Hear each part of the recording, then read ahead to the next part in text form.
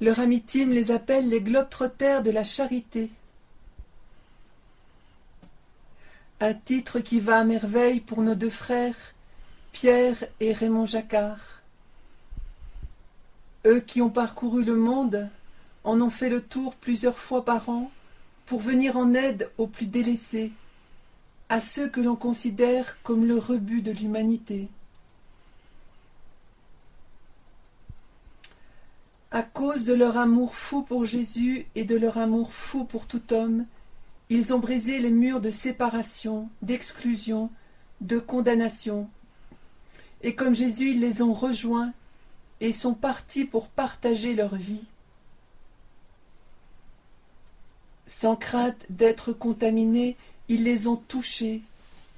Surtout, ils les ont aimés.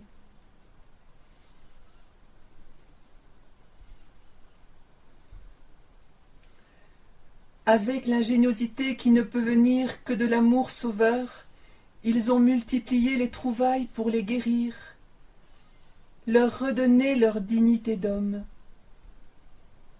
Car pour eux, il n'y a pas de problème, il y a surtout des solutions à trouver.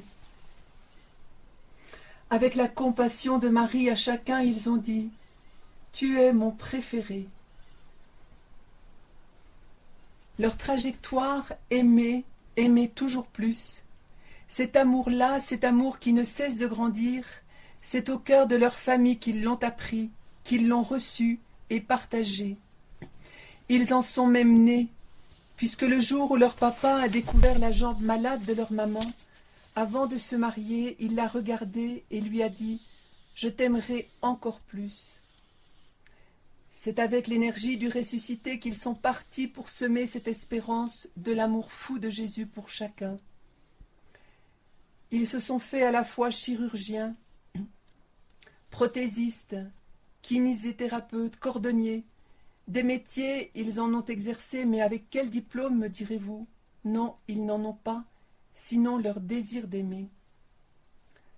Le père Raymond disait « C'est pas difficile d'opérer ». J'ai dit à l'Esprit Saint « Ne me lâche pas ». Et l'Esprit Saint ne m'a jamais lâché, je pouvais opérer les yeux fermés. Ici, avec Pierre, c'est l'amour qui fait marcher.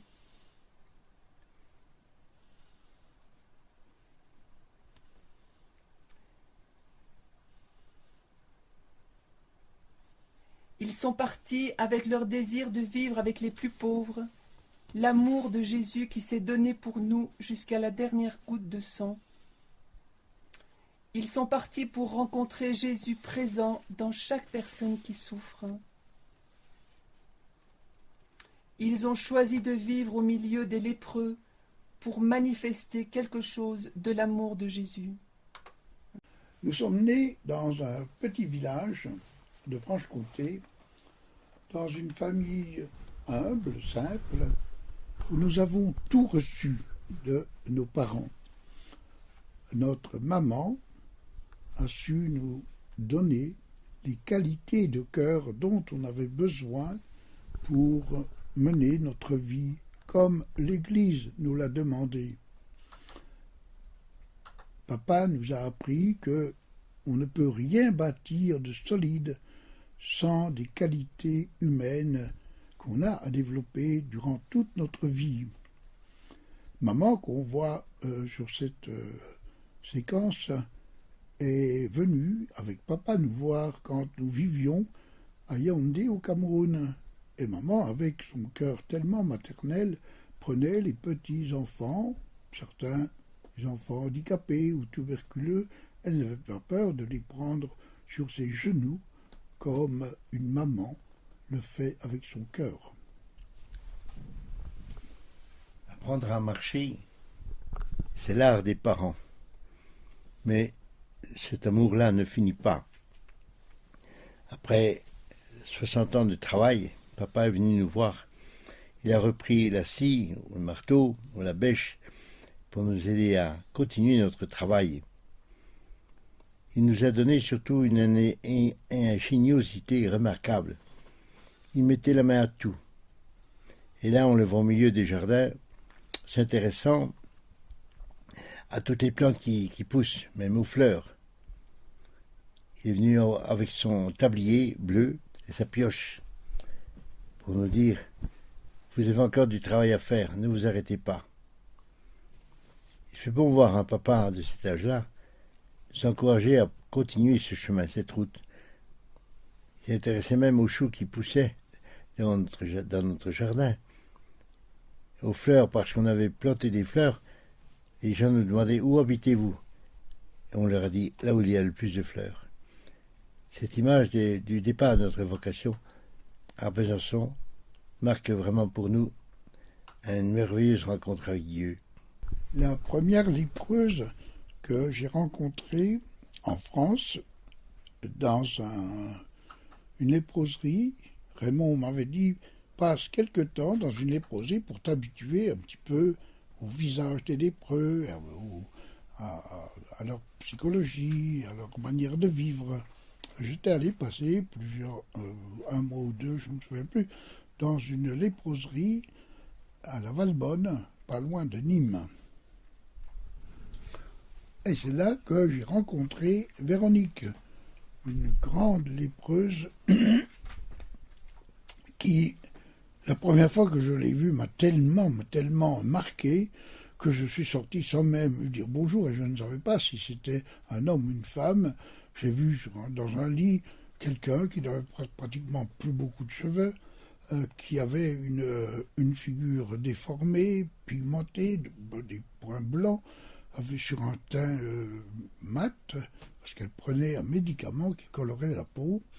Et j'étais tellement bouleversé que je suis sorti, m'appuyant sur le mur, et puis je rentrais dans ma petite chambre, en écrivant à Raymond, je ne peux pas vivre, je ne peux pas t'aider dans ce monde des lépreux. Finalement, le lendemain, je suis retourné la voir, lui demander pardon, et alors, avant même que je parle, elle m'a dit cette parole qui m'a encore plus bouleversé que la vue physique que j'avais le jour précédent. Elle m'a dit « Nos vies se croisent et ne se sépareront plus ». Je me suis demandé si j'étais dans une léproserie ou dans un hôpital psychiatrique. Et j'ai vécu un mois dans cette léproserie et j'ai pu faire parler Véronique et elle m'a raconté sa vie. Et surtout, une nuit, elle a fait une prière que j'ai pu prendre en sténo. Et sa vie et sa prière a été publiée sous le titre « Avec une infinie tendresse, la prière et la vie de Véronique ».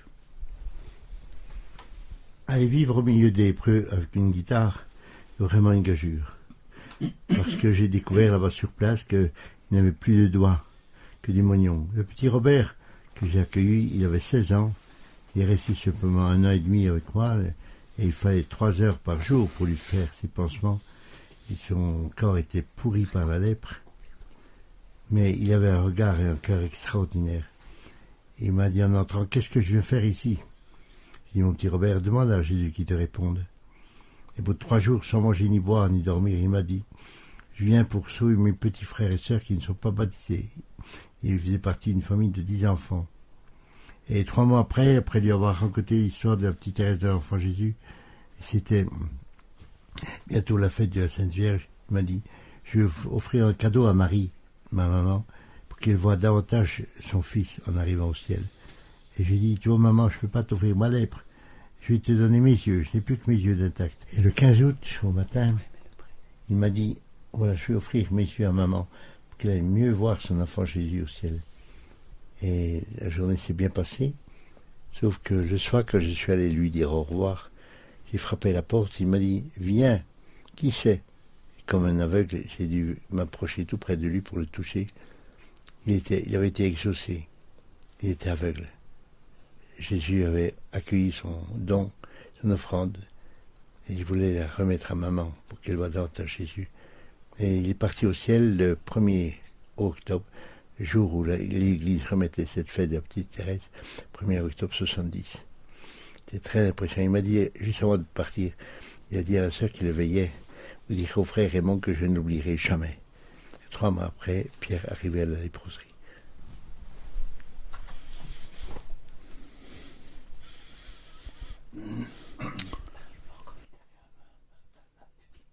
On est parti, Raymond et moi, Raymond le premier, et je l'ai rejoint 4 ans après, envoyé par l'Église, avec chacun un contrat de prêtre fidei donum, en accord avec notre évêque de Besançon et l'évêque qui nous accueillait au Cameroun, Monseigneur Zoa, l'archevêque de Yaoundé.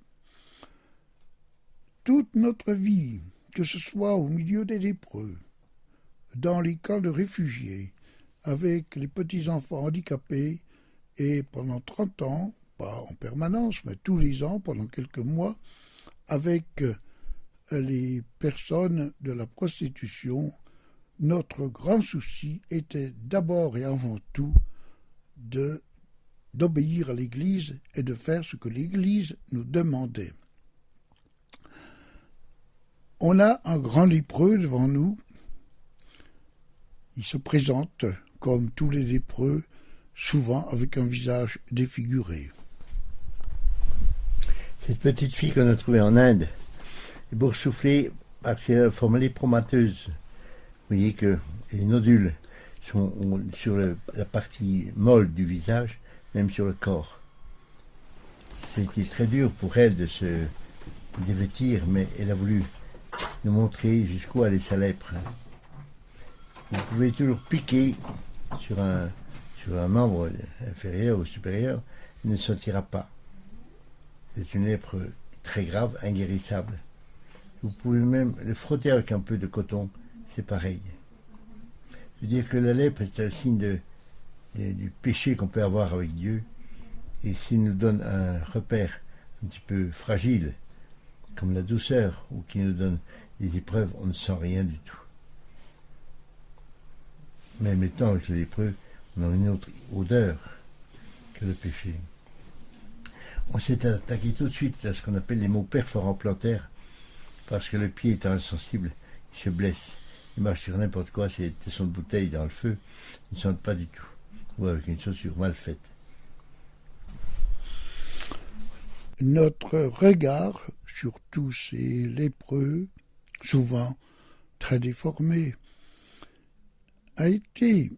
on a essayé, bien sûr, on n'a pas toujours réussi, mais à contempler à travers ces visages déformés la présence de Jésus en eux. Et souvent, après nos conférences, on nous demandait « Mais comment vous avez pu résister pendant tant d'années dans ce milieu-là » On leur a dit « Vous savez, si on n'avait pas été chrétien ni prêtre, je crois qu'on aurait été comme tous ceux qui y sont et qui ne sont pas chrétiens. On serait resté quelque temps, pas le temps de notre vie, et on aurait peut-être souvent été découragé. On souffrait non pas tant de la déformation de ces corps que de notre limite, de notre pauvreté, de ne pas découvrir dans un regard contemplatif la personne de Jésus en chacun d'eux. « J'étais malade, dit Jésus, et tu es venu me voir. » La lèpre aboutit à une fonte osseuse, comme chez ce lépreux de la Guyane, et qui détruit le cloison nasal. Ça n'empêche pas d'avoir aussi des conséquences de l'insensibilité de ses pieds. Et là, il faudra l'opérer, peut-être lui enlever les 2 jambes. Ce lépreux en Inde, que vous voyez, est vraiment très grave. C'est un jeune, mais qui n'a pas perdu le sourire. Ce petit enfant veut encore nous donner une joie en nous offrant une fleur. Il faut regarder d'une manière précise des pieds à la tête où est le problème des lépreux. La plaie des lépreux, c'est la plaie. Les plaies des lépreux, c'est la plaie du lépreux. Tous ces lépreux attendent d'être regardés parce qu'ils sont mutilés. Le plus mutilé est devant nous qui avance sans se tenir debout. Il faudra l'accueillir comme il est et regarder qu'est-ce qu'on peut faire pour lui. C'est pas seulement de donner un traitement, mais aussi de l'appareiller. Cette maman est contente, elle qui est mutilée des mains, de pouvoir enfin maintenant, avec une petite prothèse manuelle, de donner à manger à ses enfants et de manger elle-même correctement. C'est simple à faire.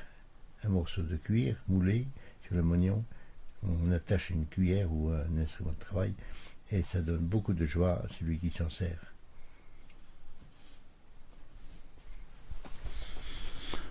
Petit à petit, nous avons compris, je crois que c'est dans nos adorations, on essayait tous les jours d'être fidèles le plus possible à l'Eucharistie, tous les jours bien sûr, à l'adoration du Saint-Sacrement qui pour nous est vital, à la lecture de l'Évangile, aux bréviaires, au chapelet.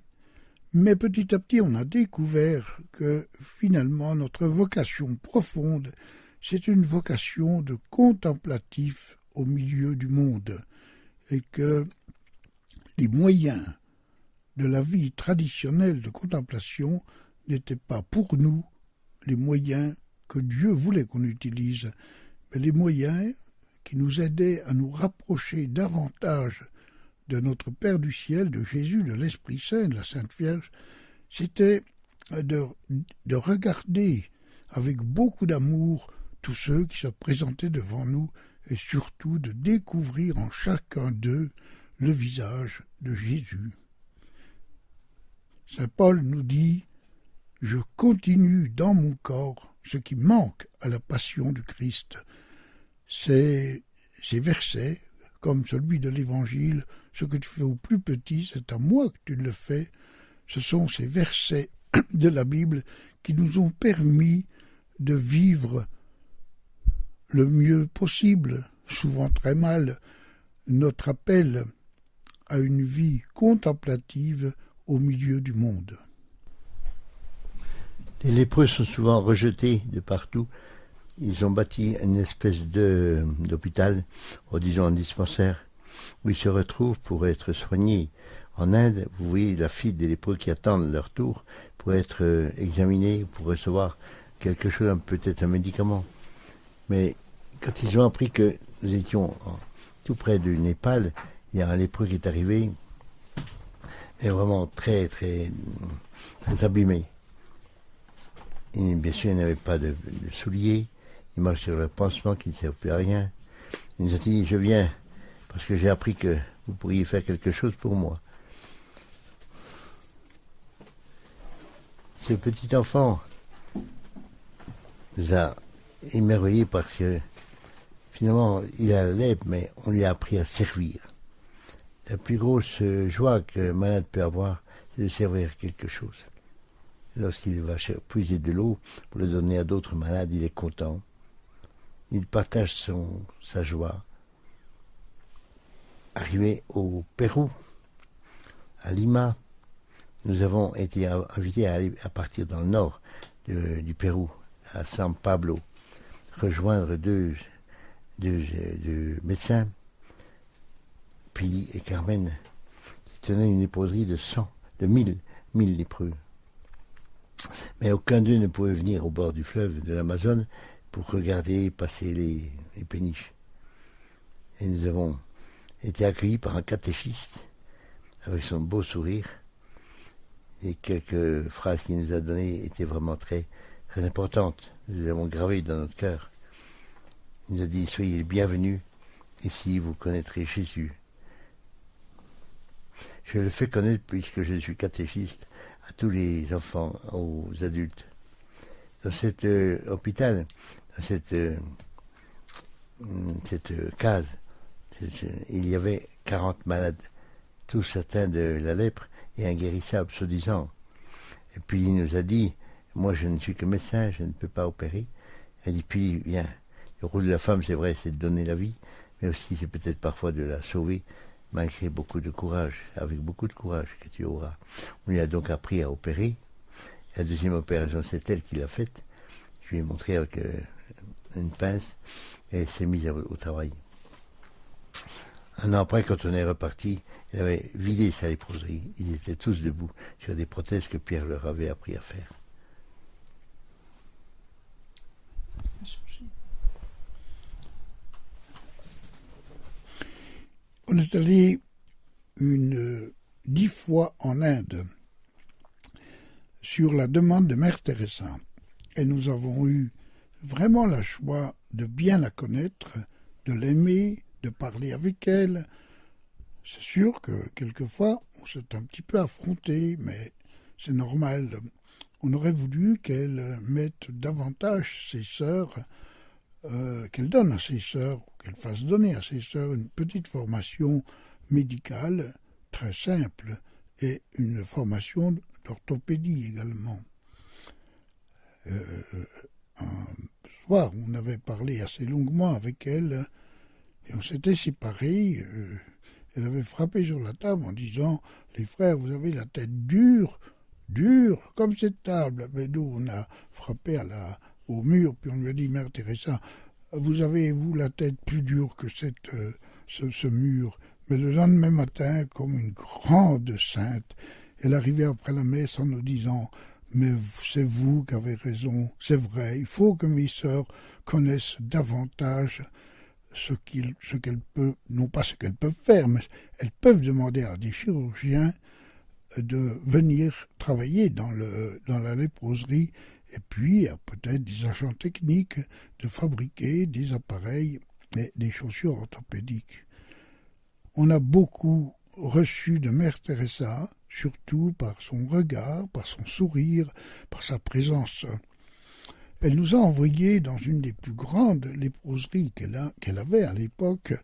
Elle hébergeait dans toutes ces léproseries 200 000 lépreux. Et là où elle nous a envoyés, il y avait 400, 500 lépreux hospitalisés et 27 000 lépreux tout autour de cette léproserie dans des petits villages à 4 ou 5 kilomètres. La grosse difficulté vis-à-vis des lépreux, c'est qu'on ne sait pas ce qu'ils ont. Et on voit des plaies, mais eux-mêmes nous disent c'est une plaie inguérissable. Au bout de 4 ans, 5 ans, même 10 ans, ils ont toujours essayé d'empire de plus en plus. Ce lépreux nous montre à quelle profondeur il peut chercher le mal et enfiler une paille dans son pied. Alors le problème, c'était de sortir des bains de pieds traditionnels faits avec de l'eau et du savon pour essayer d'aller plus loin. C'est un chirurgien qui m'a appris à voir, avec une radio, que c'était l'os qui était pourri, donc il fallait l'enlever, un ou deux, ou peut-être le pied entier. Et à partir du moment où on a su opérer, on a été soigné. Avant, on était très malade. On n'avait pas de solution. Vous voyez que le lépreux attend d'être guéri, mais en fait, on masque le problème. Il faut s'attaquer vraiment au vrai problème. Et les sœurs de la Mère Teresa, pour la première fois maintenant, n'hésitent pas à prendre le pied du malade et à le regarder de près. C'était une victoire pour elle.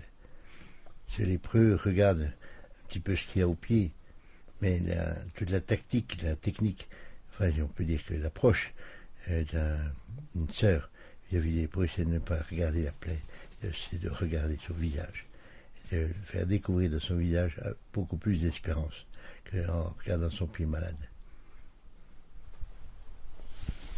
On a été témoins dans ces léproseries, dans plusieurs léproseries de Mère Teresa où nous avons travaillé.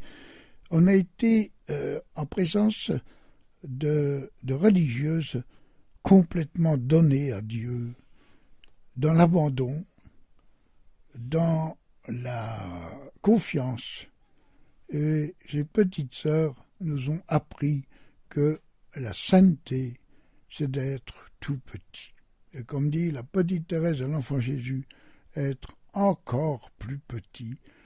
Quand on était avec Mère Teresa, c'était ça qui nous frappait.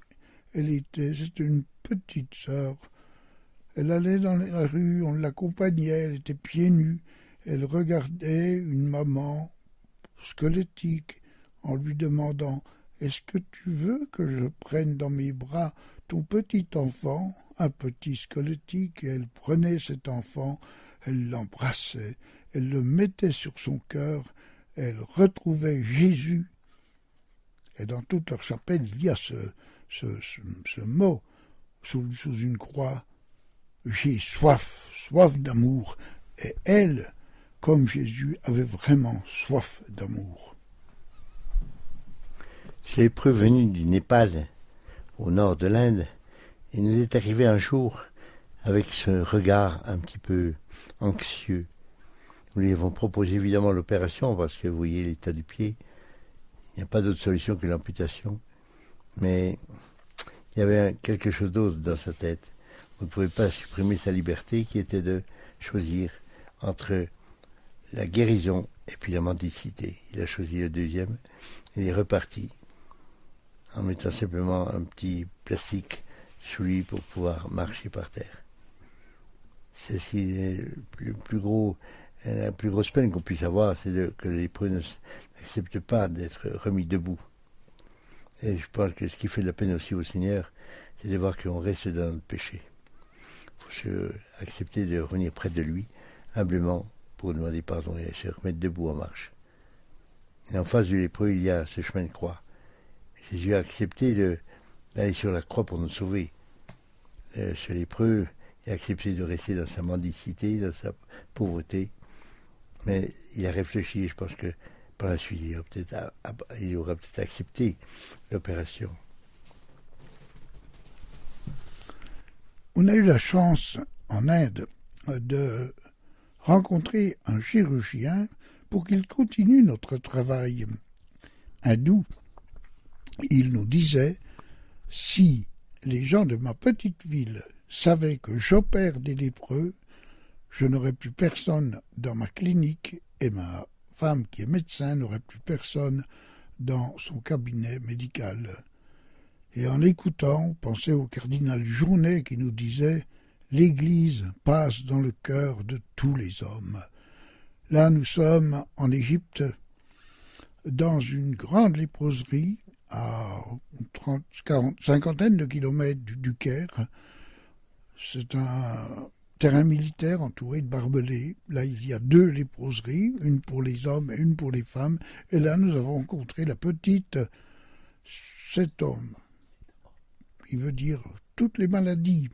Et cette petite faisait elle-même ses pansements. Et quand on l'a rencontrée le jour de la fête des lépreux, on a été très impressionnés. Et on a dit au ministre avec qui on était et avec le père jésuite responsable de Caritas Égypte, on leur a dit mais il faut opérer cette petite le plus rapidement possible. 1 an après, on était de nouveau dans cette léproserie, également pour le jour des lépreux, la fête des lépreux. Et on a revu cette petite qui avait vraiment une jambe qu'il fallait opérer le plus rapidement possible, sinon la petite allait mourir par une infection surrénale. Et le ministre et le père jésuite ont été fortement impressionnés quand on leur a dit « Mais pourquoi vous ne l'avez pas opéré ? Mais voyez, maintenant on est obligé de lui couper la jambe. Peut-être, on arrivera à lui garder l'articulation du genou, qui est la pièce maîtresse d'une jambe. Mais peut-être, si vous ne le faites pas le plus rapidement possible, dans quelques jours, il faudra peut-être lui couper la jambe au-dessus du genou. » Déjà, la rumeur s'était propagée au milieu des lépreux de l'Inde. Et ils se sont dit, oui, il y a peut-être la seule solution, c'est l'opération. Ils sont venus presque tous attendre l'opération. Cette maman que Pierre est en train de regarder, il nous a supplié le matin, opérez-moi, mais enlevez-moi cette jambe pourrie, je ne supporte plus cette odeur. Elle était toute malade, cette pauvre maman. Elle était obligée de quitter sa famille, ses enfants, et elle était là toute prête pour accepter l'opération. Les autres attendaient leur tour, évidemment. Et c'est en honneur de notre maman, Simone, que les sœurs ont eu la délicatesse de mettre cette plaque. Alors on charge la maman sur les brancards pour la conduire à la salle d'opération. Là aussi, il y a une plaque qui signifie que maman Marie est là avec son Jésus, qu'elle le tient dans ses bras. Et en dessous, on voit maman qui a été malade toute sa vie, qui nous regarde, qui nous envoie, qui nous assiste. Et en dessous encore, on voit les 2 frères qu'il a envoyés à travers le monde des pauvres, des malades, des lépreux. C'est très impressionnant de voir la suite de ces 3 images.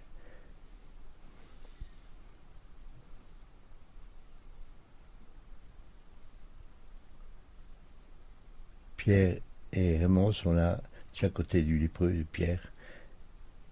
Et tout le travail est d'apprendre à faire. Sans aucun diplôme, j'ai eu l'audace de demander à l'Esprit Saint de m'assister toujours. Et maintenant, c'est de former des formateurs, et surtout spécialement des malades, des médecins, pour qu'ils continuent le travail d'amputation. 15 jours après l'amputation, cette maman a été guérie, et on peut commencer à la faire marcher sur une prothèse. On a fabriqué des prothèses, des chaussures orthopédiques. On a surtout appris à fabriquer à des stagiaires des prothèses et des chaussures orthopédiques. Mais notre grand souci, notre grande mission auprès des stagiaires, c'était on ne fabrique pas une prothèse, on appareille un homme qui est amputé. C'est tout à fait différent. La prothèse, c'est de la technique, mais celui qui est devant nous, c'est un homme, une femme, un enfant. Avant même de commencer le travail de la prothèse ou de la chaussure orthopédique ou de l'appareil pour un petit enfant polio, il faut commencer par le regarder et que dans ce regard, il découvre en nous un amour pour lui, un amour qui est unique. Et souvent, on nous dit, mais vous parlez combien de langues ? Bah, vous savez, on a déjà beaucoup de peine à parler le français, mais la langue qu'on utilise le plus souvent, c'est la langue du cœur. Oui, on a pareil, là, une maman. Mais c'est vrai que notre souci, c'est que l'appareil soit le plus parfait possible. Mais notre grande préoccupation, c'est de se dire, cette personne porte en elle des valeurs absolues, et si elle est chrétienne, elle est baptisée, elle est en union intime, en relation intime avec les trois personnes de la Sainte Trinité, et surtout en Amérique latine, en présence, en union avec la Sainte Vierge. Quelle joie de voir cette maman marcher à côté de son petit enfant. Pierre lui donne ce sourire, mais c'est elle qui nous donne sa joie maintenant de revivre. Pensez que 20 ans sur un lit d'hôpital, n'a jamais pu se mettre debout. C'est au Cameroun que nous avons fait beaucoup de prothèses au départ. Ce papa, Sergi, aurait pu rester comme ça avec ses béquilles pendant un certain temps, mais nous avons pensé que si c'était moi qui étais à sa place, qu'est-ce que j'aimerais qu'on fasse pour moi ? Et on l'a remis debout. À l'âge qu'il est, peut-être qu'il en aura pour 4-5 ans, peu importe. Mais maintenant, on lui a redonné de la joie. La joie d'être indépendant dans la marche. Bientôt, il va pouvoir enlever sa canne et marcher correctement. La joie de regarder aussi le monde à hauteur d'homme, et non pas à hauteur d'un petit chien. Bilibi, il a deux jambes coupées, nos grands amis du Cameroun, il vient aussi se faire appareiller. Il est très heureux, il n'a plus de mains, que des moignons, et on a dû l'opérer, et maintenant on lui fait des prothèses pour qu'il marche. C'est tout un art d'apprendre à marcher. Un petit enfant qui marche à quatre pattes, c'est normal qu'il prenne ses quatre pattes pour marcher, mais un adulte qui marche à quatre pattes, c'est pas normal. Alors il faut lui donner la possibilité d'enlever ses béquilles pour qu'il soit autonome, pour qu'il puisse refaire un travail normal. Voilà Bilibi debout. Ah, c'est la première fois qu'il se mettait debout, ce Bilibi. On aime beaucoup Bilibi. On ne commence toujours pas à faire des prothèses avec des pilons, qui est plus facile que des pieds articulés, parce que le pied, c'est un peu de frein avec le pilon, et c'est lui qui contrôle l'orientation de la prothèse. C'était plus ou moins bien faite. Bilibi, un grand ami, nous a dit avant l'appareillage, moi je veux bien que vous me mettiez 2 prothèses, mais je veux être plus grand que quand j'avais des jambes. On lui a dit, alors tu voudrais quoi, 2 mètres, un peu plus? Il dit, non, pas 2 mètres, mais au moins 1m80, je veux être grand. Savez-vous combien il y a d'hommes dans le monde? Les forts en maths, calcul diront parleront de milliards. Nous, les chrétiens, on dit il y en a qu'un, c'est Jésus-Christ. Et c'est lui qui nous a appris à danser l'amour. Et le paradis, ce sera une danse d'amour perpétuelle. Alors sur la terre, il faut déjà commencer, mais pas tout seul, il faut laisser faire danser les autres. Alors, ce papa qui marche maintenant sur sa prothèse va danser avec ses petits-enfants, avec les amis. Et notre rôle à nous, c'est de lancer la danse. C'est important. Les petits-enfants vont venir aussi donner la main au papa et animer la danse pour leurs petits copains. Voilà notre travail à travers le monde, c'est de semer la joie. Là voilà, c'est le petit papa qui est en train de faire danser, ou les enfants font danser le papa. Ce papa n'avait jamais pu marcher. Cette maman de Lima est heureuse maintenant de danser avec Pierre, et sur une prothèse. Et les autres malades ont été opérés également. Et aussi maintenant, sur ces 2 prothèses, il va animer la danse du village entier où les malades ont été opérés. Emmanuel, il vient nous dire, prenez le pas de danse normal. Et Pili, la chirurgienne qui a opéré ces malades, a entendu un jour un malade qui lui a dit, docteur, vous m'avez amputé les 2 jambes. J'étais resté 30 ans au lit. Et voilà Pili, à gauche. Mais maintenant, je voudrais faire encore une danse avec vous. Et on ne s'arrête pas de danser. Tout le monde a le maillot jaune pour la danse. Peggy fait parler Dieu en disant « J'aime pas, dit Dieu, les personnes qui sont comme des animaux, qui traînent à 4 pattes. J'aime, dit Dieu, voir un homme debout, heureux. » Et ça a été un petit peu la direction de toute notre vie, c'est de rendre ces amputés, ces handicapés, ces malades, heureux d'être des hommes plus ou moins normaux, des femmes plus ou moins normales. Mais c'est vrai qu'une maman qui est appareillée d'1 ou de 2 jambes peut être debout et prendre son petit enfant dans ses bras. Michel anime la danse maintenant. On essaye de l'appareiller d'une jambe, et vous avez vu tout à l'heure qu'il travaille avec un instrument de travail à sa main. Il est au jardin, il enlève les herbes. Pour lui, c'est vraiment un homme normal maintenant. Il peut donner non seulement à manger à son enfant, mais qu'il peut apporter la nourriture à la famille. C'est quelque chose pour un papa en Afrique, de pouvoir avoir la responsabilité d'une famille, de l'entretenir. Non seulement pour couper les arbres, mais pour donner à manger à ses petits-enfants. Et c'est lui qui va nous montrer comment il peut, avec des petits moyens, reprendre une vie normale.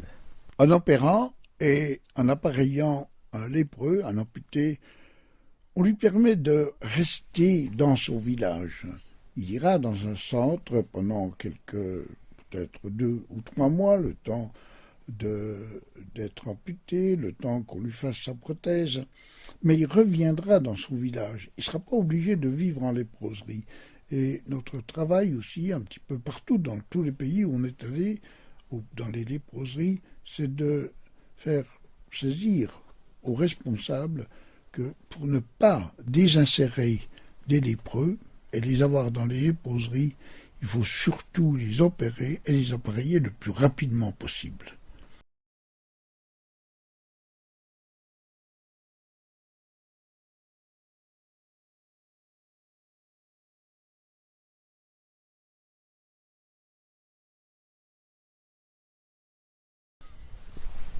Gabriel va nous montrer sa joie de vivre. Et il dira à la fin, libre pour aimer. C'est lui qui lève le bras pour louer le Seigneur, mais aussi pour nous dire, n'ayez pas peur. Debout, debout, debout. Après avoir appareillé un amputé, un autre arrive en fauteuil roulant. C'est le père Pierre. Heureusement, il a encore ses 2 jambes. Il n'a pas besoin de se faire appareiller par Raymond, ni de se faire couper les 1 ou 2 jambes. Libre pour aimer. Voilà la devise que nous donne Gabi. Gabriel, libre pour aimer.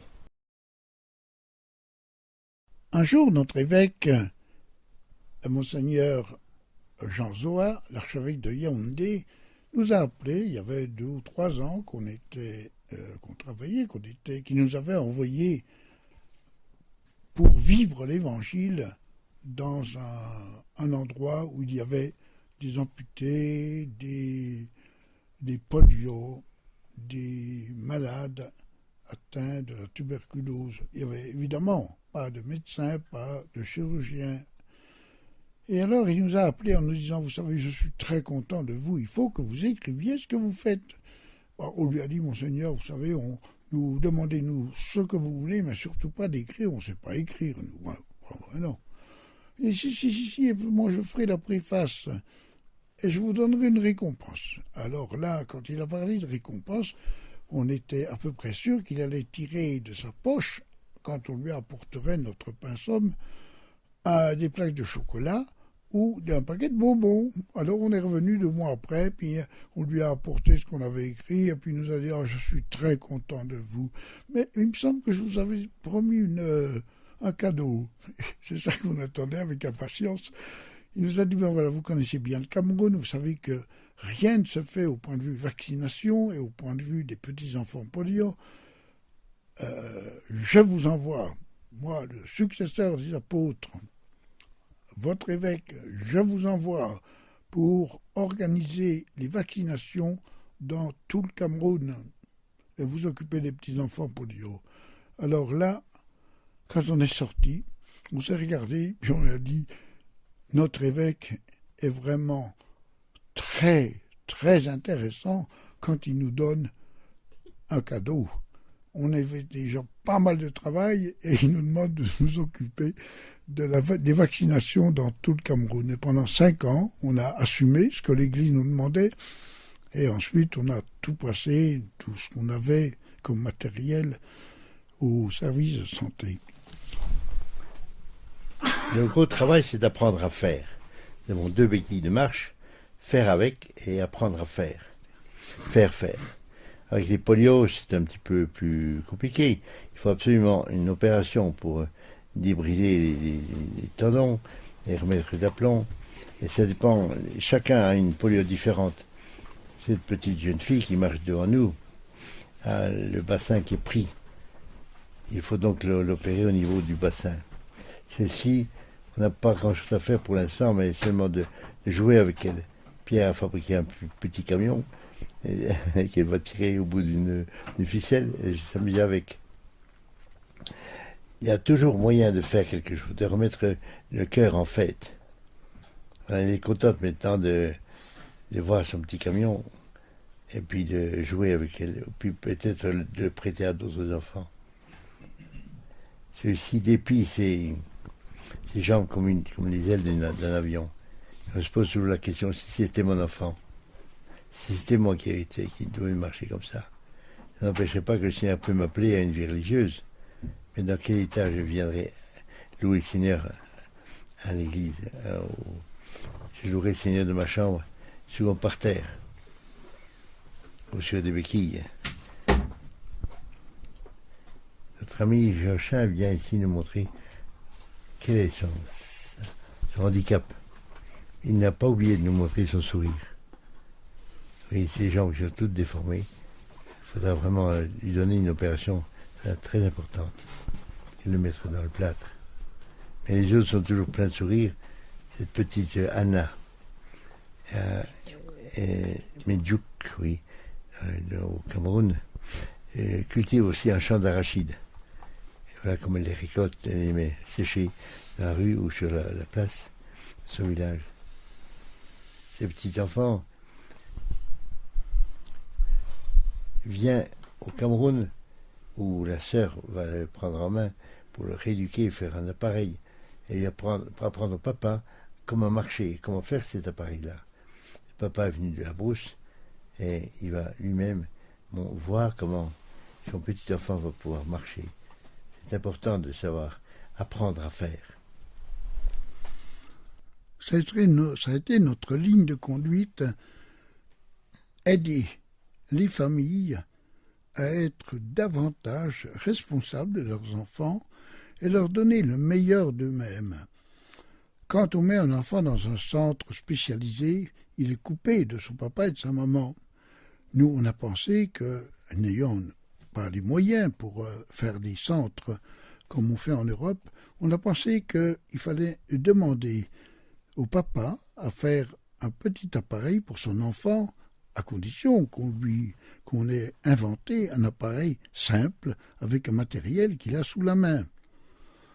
Et on a essayé aussi d'apprendre à la maman à rééduquer le membre déficient de son enfant par des manipulations, par des exercices.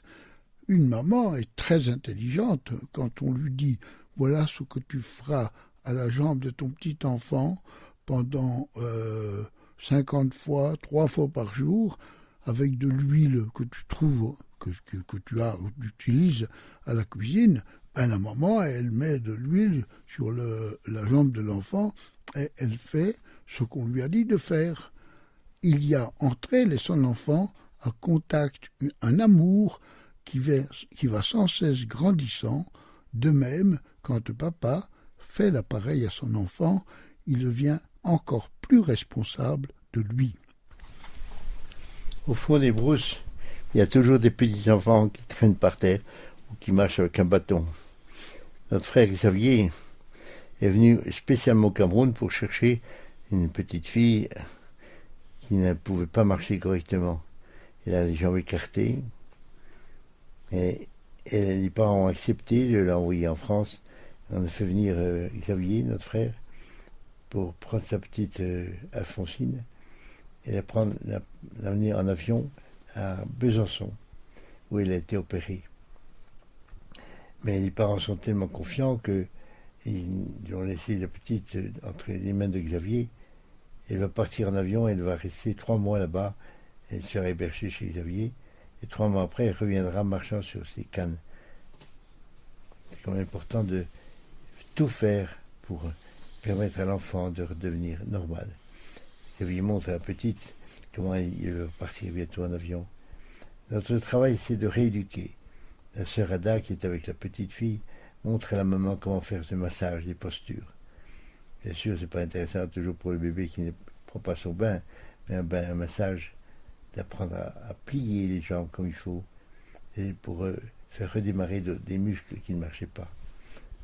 Lorsque le père David nous amène des enfants handicapés, c'est toujours pour nous une joie de pouvoir le dépanner. Mais il nous amène des enfants avec leur handicap. Chacun a son histoire. Et un petit enfant avait été venu en trottinette.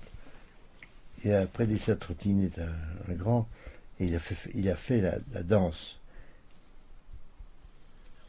La ronde, tous les enfants ont suivi le leader de la locomotive, Clopin Clopin. Il était heureux.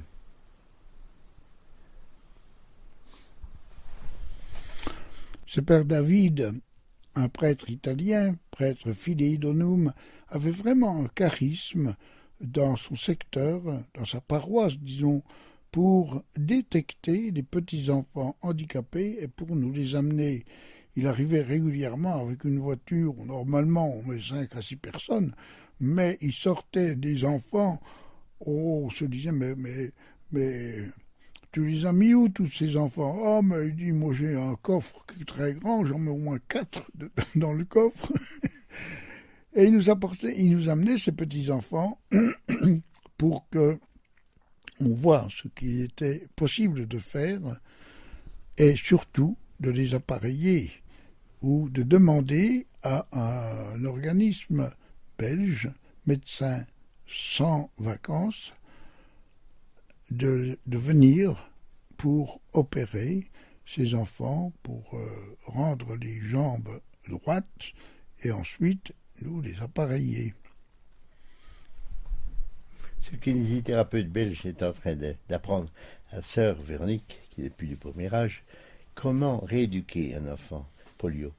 Mais la sœur Véronica, qui va apprendre à faire ce massage, va de nouveau apprendre à la maman à faire ce qu'elle a appris. Elle deviendra non seulement élève, mais professeur en même temps. On voit les mains de la maman qui sont avec les siennes et réduites de main en main, de main en main, de cœur en cœur. C'est comme ça que se refait le monde.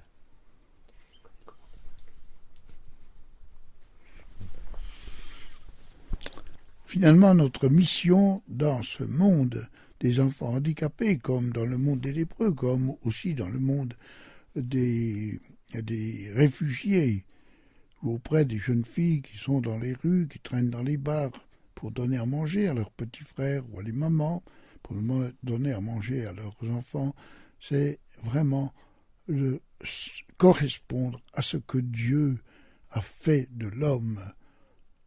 L'homme a des valeurs merveilleuses et il faut absolument s'approcher de ces petits-enfants, de ces malades, de ces handicapés, avec une grande délicatesse, pensant que chacun est une merveille de Dieu. Après avoir été appareillé, il faut que maintenant que le petit-enfant reprenne la route avec son appareil, pas malgré ni sans, mais avec. Et pendant que le père David va appareiller d'amour ses petits-enfants en les prenant sur son cœur. Il a un don pour ça, pour amener les enfants, les faire jouer à quatre pattes. Le petit Félix, il nous dit, mais moi aussi je voudrais être appareillé. Oui, je traîne par terre et vous me repérez parce que je marche à l'envers.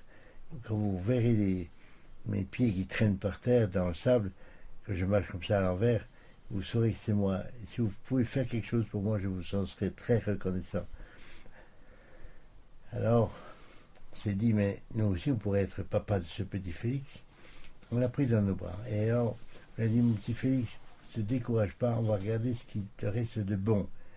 Tes jambes sont cassées au niveau des genoux. Maintenant, on va montrer, on va te faire voir que tu es capable aussi d'utiliser tes mains et tes bras. Allez, grimpe encore. Encore. Et on va lui dire maintenant, mon petit Félix, c'est toi-même qui vas essayer de monter seul.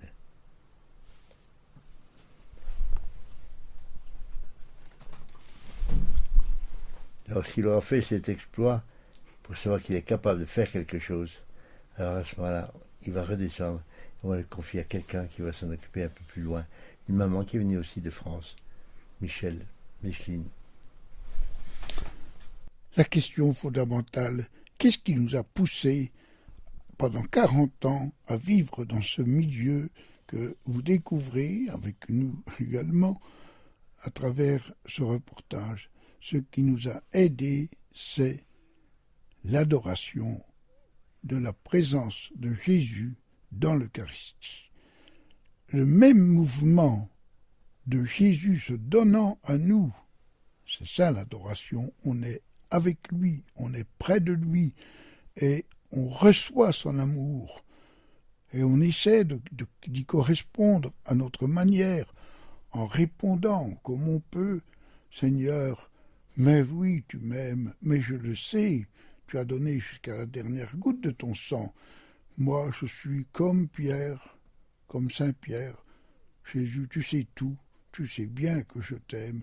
Ce mouvement d'amour qui vient du cœur de Jésus, qui emplit notre cœur et qui s'exprime dans ce cœur à cœur avec lui, c'est ça qui nous a permis finalement d'être pendant 40 ans au service de toutes ces personnes que vous avez découvert dans ce reportage. C'est le même amour qui est parti de nos cœurs vers Jésus, et c'est un amour de Jésus vers nous qu'on a essayé de reproduire, souvent bien mal, auprès de ces petits-enfants handicapés, auprès de ces lépreux, auprès de ces réfugiés. Et pendant 30 ans, pas en permanence, mais plusieurs mois par année, auprès de toutes les personnes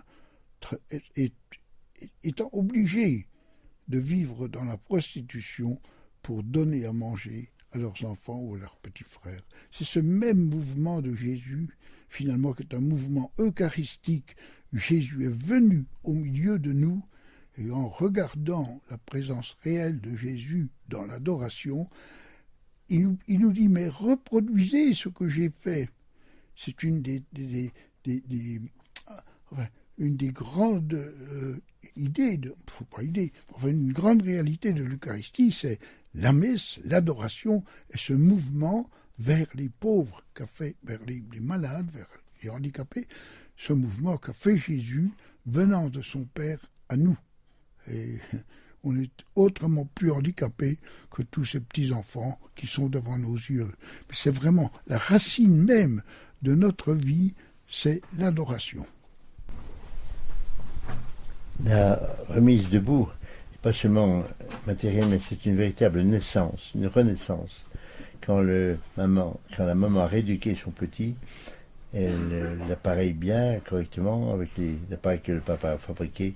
Et elle dit, va près du papa, va. Et voilà le petit enfant qui se met à marcher vers le papa. Nous sommes maintenant au Chiapas, dans le sud du Mexique, avec la petite Teresita. On a donc appris au papa à faire des béquilles. Il les a fait correctement, et maintenant, la petite Teresita va être appareillée. Mais le plus bel appareillage, c'est ça, c'est un baiser d'amour qu'elle venait chercher près de Pierre.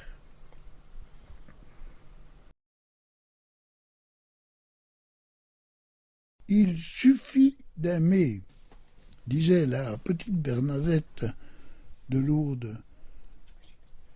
On a eu la grâce, la joie, l'occasion providentielle de rencontrer au Nord Cameroun une jeune fille de 18 ans qui avait les 2 bras coupés.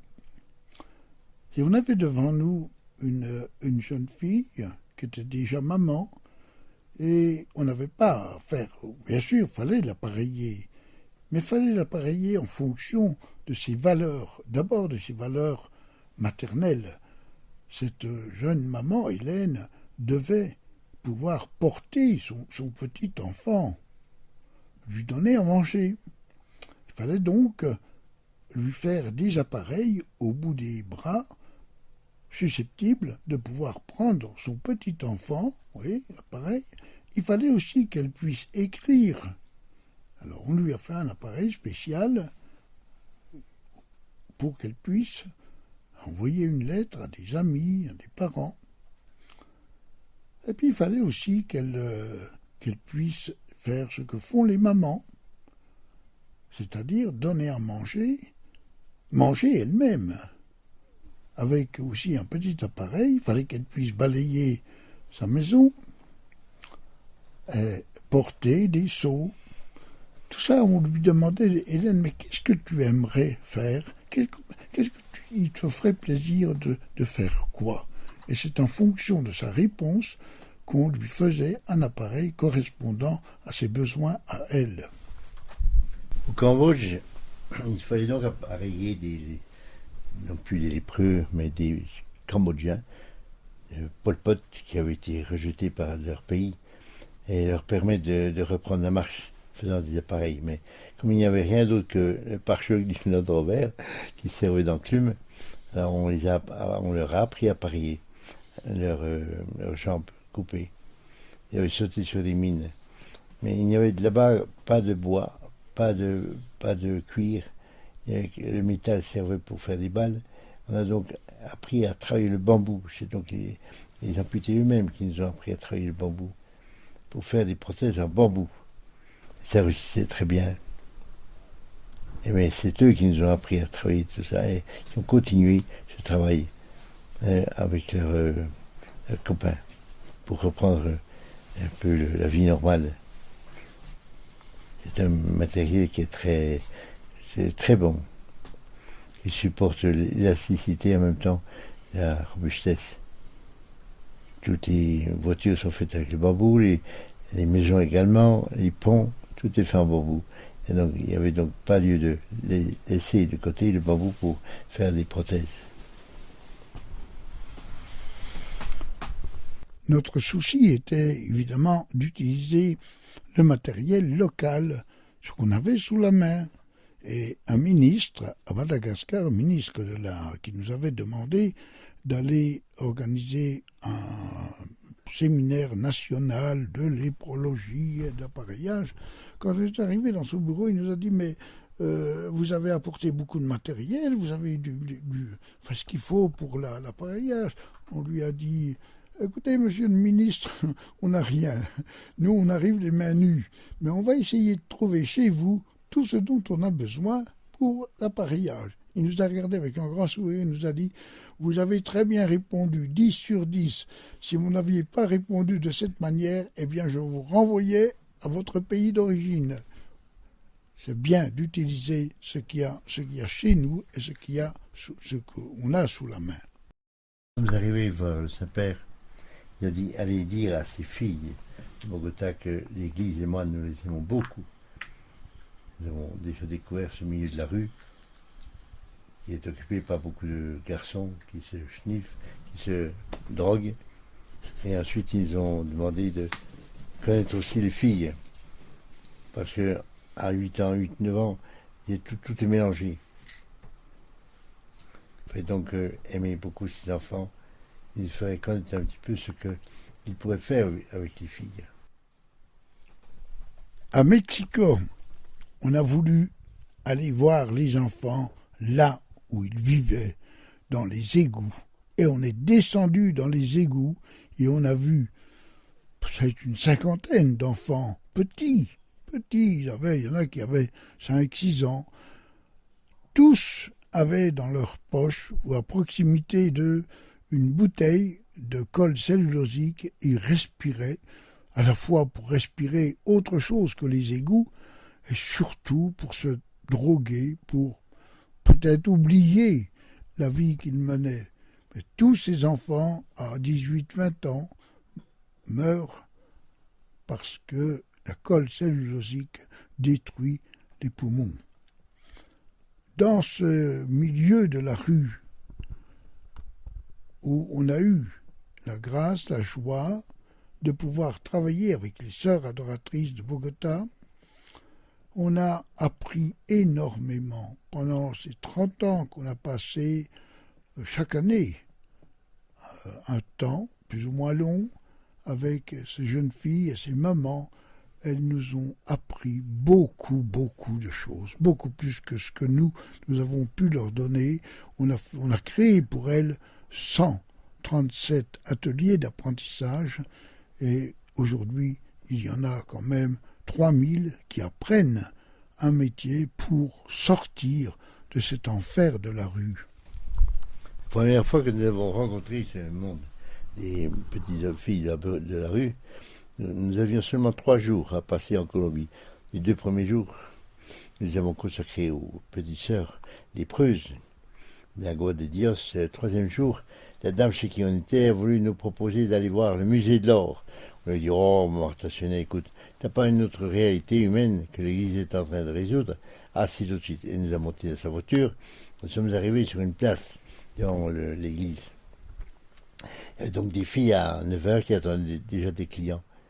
Et on lui a dit, mais c'est pas possible, cette petite fille n'est pas dans la prostitution. Allez, descendez, vous verrez. Elle est près d'elle, elle dit, ma petite, tu ne joues pas avec tes copines? Tu ne vas pas à l'école? Non, elle s'est mise à pleurer parce que sa maman était morte il y a 2 jours. Et elle a dit, si tes petits frères ont faim, tu iras me remplacer. 8 ans. Mais maintenant, depuis 30 ans, la sœur Esther et les autres sœurs ont changé d'attitude. Et maintenant, elles ont des machines à coudre, à broder. Et le pas de Besançon les aide beaucoup à trouver des moyens pour pouvoir aider ces filles à sortir de cet enfer de la prostitution. Une jeune fille que nous avons connue quand elle avait 15 ans, une des premières, elle s'est mise à pleurer, j'étais chez les sœurs, et elle nous a dit « Il y a 3 ans que je suis dans la prostitution. On m'a vendu 17 fois, je ne sais ni lire ni écrire, je ne connais personne, ni papa, ni maman. » Et en nous regardant, en pleurant, elle a dit « Je ne pourrai plus jamais regarder un homme, ils m'ont fait trop de mal. » À 22 ans, dans sa petite chambre où elle voulait qu'on aille pour voir où elle était, où elle préparait son bac, qu'elle a réussi avec mention bien. Ce jour-là, elle nous a, à la question qu'on lui posait, comment tu organises tes journées? Elle nous a répondu, 3 fois par semaine, je vais très tôt le matin à l'Eucharistie dans une petite chapelle de religieux qui se trouvent tout près de chez moi, parce que 3 fois par semaine, j'ai besoin de manger le corps de mon frère Jésus. On a fait des études de théologie, on a eu des grands professeurs, aucun ne nous a dit communier, c'est avoir besoin de manger le corps de notre frère Jésus. C'est pas étonnant que Jésus nous ait dit « Les prostituées arriveront avant vous dans le royaume de Dieu ». Et on a beaucoup de cas semblables où on a été vraiment bouleversé par la charité qu'elles ont entre elles. Quand il y en a une qui avait un petit enfant malade à l'hôpital, à l'époque il n'y avait pas de sécurité sociale, il n'y avait rien, surtout en Colombie, en Équateur, à Saint-Domingue, comme elles s'aidaient entre elles, mais c'est d'une extraordinaire. Et tout notre travail avec les sœurs a été justement de mettre en place des ateliers pour qu'elles apprennent un métier.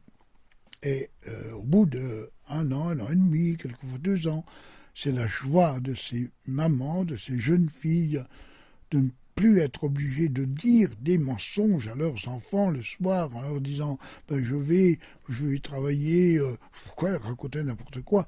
Elles peuvent dire la vérité. Maintenant, je reste avec toi et puis je vais travailler à la maison pour qu'on puisse demain manger normalement.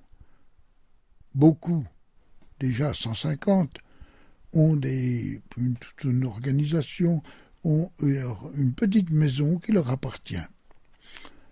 Et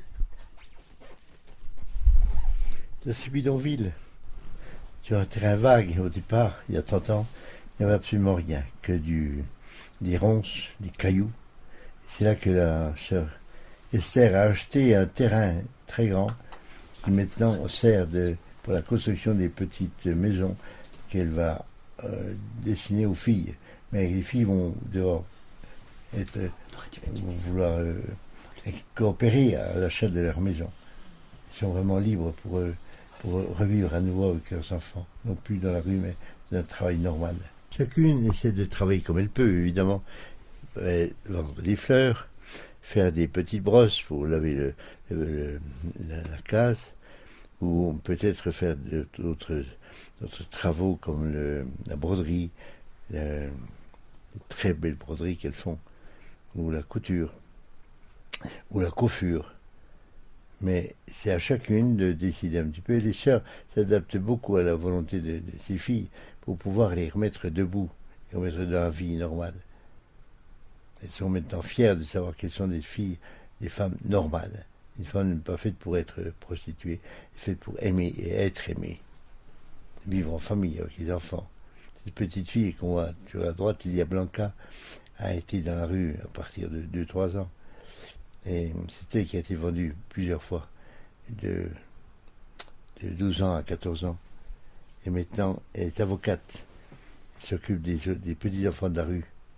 Elle en a adopté, je crois, plus de 25. En terminant, on voudrait vous redire ce qui a été, au fond, notre vie, toute simple. On a essayé d'obéir à ce que l'Église nous demandait, mais ce qui a marqué profondément notre vie, c'est l'amour de notre Église, c'est l'amour de l'Eucharistie, et c'est recevoir de toutes les personnes qu'on rencontrait toutes leurs valeurs. Et on peut dire que, comme la petite Bernadette, il suffit d'aimer.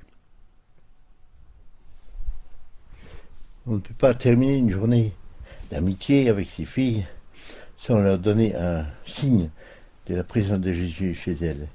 Et en offrant cette coupe de vin, elles iront la partager avec d'autres amis pour leur dire c'est pas un vin normal que vont te donner, c'est un vin d'amitié. Il y en a peut-être, je pourrais la prendre pour moi tout seul, cette coupe-là, mais je vais la partager avec 10, 12, 20 de mes petits amis qu'on avait fait au Pérou quand on a eu la grande fête de San Pablo, On avait trinqué avec deux bouteilles de Coca-Cola pour 1000 personnes. On avait droit à chacun une petite cuillère. C'était bien. La joie, vous savez ce que c'est d'en donner. La joie, c'est de la partager. Partout où on est allé en Amérique latine, on a essayé dans ce milieu de la prostitution, on a toujours voulu faire des journées d'amitié, des journées d'espérance, des fêtes de joie. Et à cette occasion, on célébrait toujours l'Eucharistie. Et on a été vraiment frappé de voir comment ces personnes, toutes simples, n'ayant pas un bagage chrétien, un grand bagage chrétien, comment toutes répondaient vraiment à ce que Dieu faisait en elles.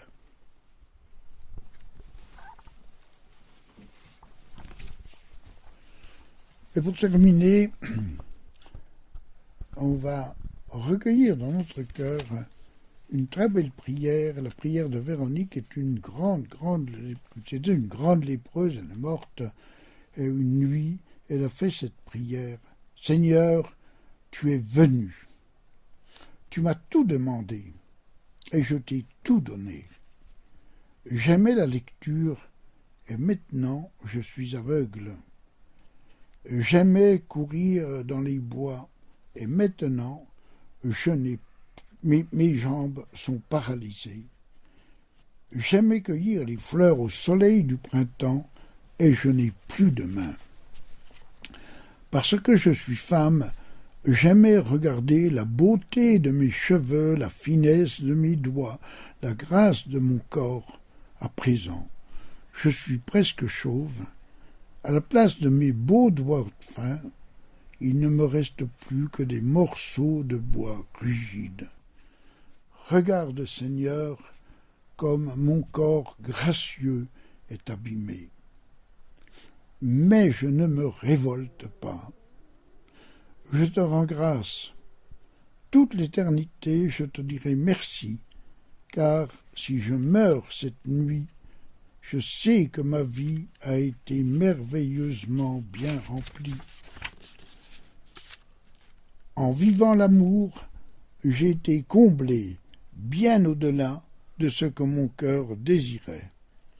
Ô mon Père, comme tu as été bon pour ta petite Véronique.